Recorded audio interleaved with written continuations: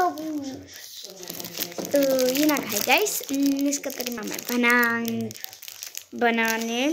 Je to nová příchuť, protože je to s bílou čokoládou. To banány bílé. Takže... Ahoj, čau.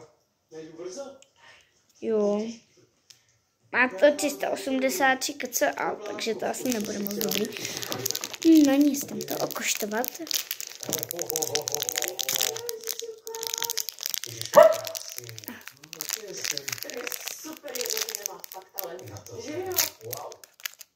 Tonk. Nejde otevřít.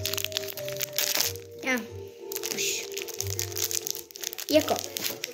Vypadá to docela dost dobře. Ale vevnitř to taky vypadá stejně. Ten podvodník z toho úplně leze. Pozor, všeho, co jsem psala, jsem myslela smrtelně vážně. Jasně, to ti tak někdo žere. Zvláštně, že mi pořád neodpovídá ta ženská, která mu psala jako podvodníkovi. No a nechala tam na sebe kontakt? Samozřejmě, že nenechala. A tam se nemusí dávat telefon? Teď ty jsi ho tam dávala? Já ho tam dávala, ale není vidět. Asi ten portál chce, aby lidi mezi sebou komunikovali na jejich chatu. Tak sice to vypadá hezky, ale moc dobře to nechutná. Chutná mi tam čokoláda, nic jiného. Takže za mě 3 z 10. Je to